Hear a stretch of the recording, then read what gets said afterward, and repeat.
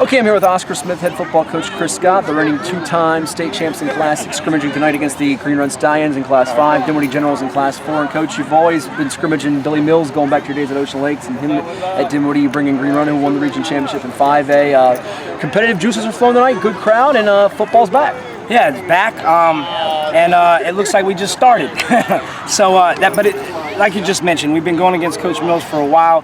He always runs a well-organized program. It's great to get out there and see the things he's doing. Iron sharpens iron. We've always loved going against one another. And then you throw Green Run in the mix. They've done a great job with their program. So what you want to do for us is always compete early on with great talent. And that's going to hopefully be three teams that should be going deep into the playoffs in their respected areas. Sure. We'll give it away. 3 teams that will be ranked top 5 or better in Class 6, 5, and 4. Quarterback position, running back position, people know those are always the big, what's going to happen there. You lose 2 studs in Ethan Vasko, now at KU, Kevon King, NSU. Tell me about what you saw from the guys competing at those 2 spots tonight. Yeah, I think that, we split it up and put them under pressure a little bit. Obviously, they weren't allowed to get tackled, but still they get under pressure and have to make decisions.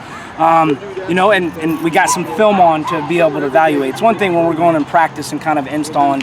So I really think that Parker did a good job, inconsistent at times, but still we hit a couple guys, and Bam looked good, and we missed Bam, and then all of a sudden we hit Bam, and then he drops it. So just little things here and there. I think Cade came alive there and hit a nice little slant to Xavier.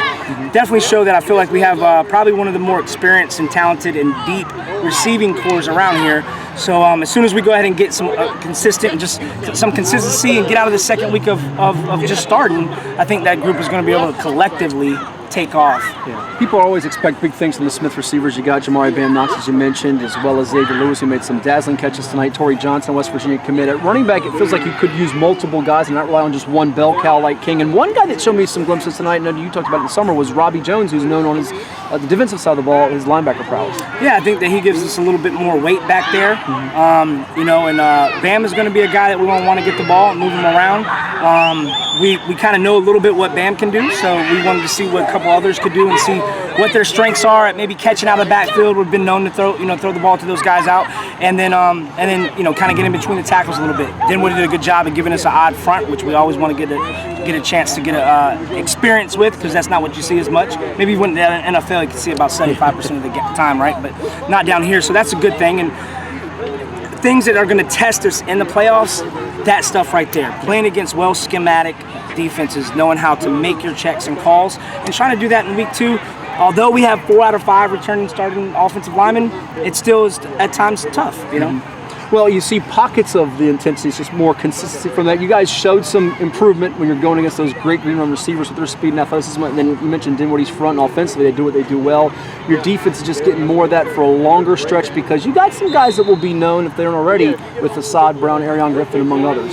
Yeah, certainly. Arion Griffin led us in tackles last year, which is kind of like, whoa, thought we lost everybody, right? And this guy comes back and he's the only guy that had triple digits in tackles last year. So, and then finding out who's going to, help us back out there and at the other safety. We got 2 or 3 guys that are all capable in regards to Jaden Dabbs and DJ, and got a guy that's not healthy right now, but we'll see him and hopefully suited up next week. So, and then finding out who that third corner is going to be. So, kind of like maybe a Cam Akers. Cam played the corner last year, and we're playing him at receiver, but you kind of like want to get established first and then go, not throw both positions, kind of get well fitted, if you will, and then kind of expand. And lastly, quick turnaround for another scrimmage with Kempsville coming up next week. Just what are the things you're wanting to see from that as you go into game 1, where Oscar Smith, you guys always relish that target on your back and knowing that everybody's going to give you their best shot, if you will. Certainly. I mean, I think that Coach Cherry has done a great job at Kempsville. He's a guy that when I first started out as an assistant, he was there with me and Coach Prince, and so we know each other well. He's another guy that's done a great job of turning the program around, and they're going to have a good run game. And you get a chance to go against some stellar passing attacks, and then get a chance to get tested in the run game. I think that we got to see if our defensive line and our linebacking crew will be up to the up for the task. I'm assuming that they will be. We'll see you next week. Thanks so much. All right, thanks a lot. Appreciate it, buddy.